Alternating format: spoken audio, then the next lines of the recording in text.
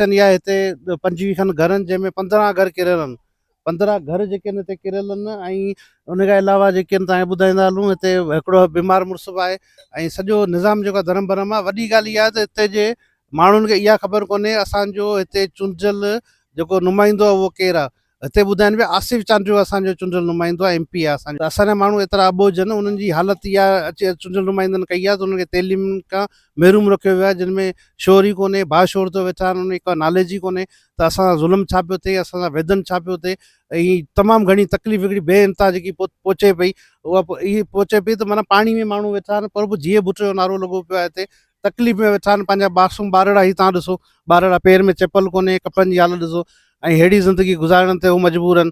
पर उहो हक़ु सच न पिया ॻाल्हाए सघनि। उनजो जेको माना हक़ु सच न ॻाल्हाइण जी वजह आहे तइलीम।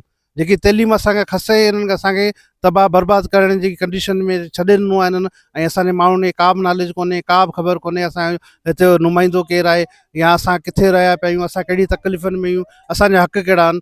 ऐं ज़ालिम बोतारा जेके आहिनि हिते चङा भला माण्हू, असां ॻोठ पहुता आहियूं हिकिड़े में, चङा भला माण्हू चवंदा असां बि विझो कोन था भरायूं, असां आहियूं पाणी में, असीं आहियूं तकलीफ़ुनि में, असीं मटे बि कोन था सघूं, मोटरसाइकिल बि असीं घरनि में नथा ॿीहारे सघूं, पर विझो असां सिर्फ़ु इन करे कोन था भराए सघूं, इन करे कोन था भराए सघूं त असांखे सुभाणे गिटियूं कोन मिलंदियूं, असांखे हीअ कोन्हे। थोरियूं थोरियूं लालचूं जेके आहिनि असांखे हक़ु सच ते ॻाल्हाइण नथी अचनि।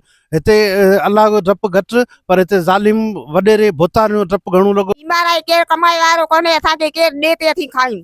नंढड़ा ॿार 5-6 आहे, नंढड़ा बुख पिया मरनि, अटो बटो केरु कोन्हे, न को मजूरी, न को कुझु कोन्हे असां वटि, न को पाणी जो नेकाल आहे, न को असांजे घर में पाणी हुयो। असीं केॾी महिल उपलाए नंढड़ा ॿार बुख पिया मरनि, न को अंध भितरो सभु तरी विया आहियूं, ॿाहिरि कढे कढे असीं ॿाहिरि रखिया आहियूं।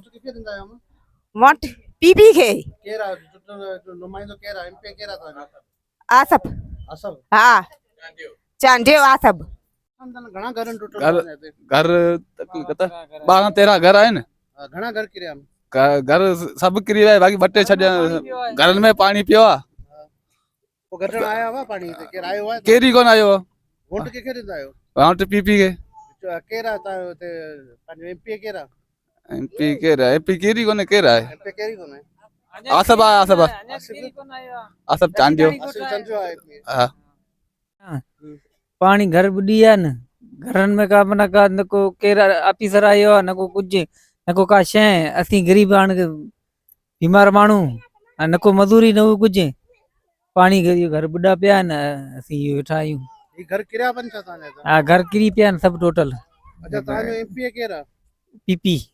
MP आहे तव्हांजो? PP आहे। हा।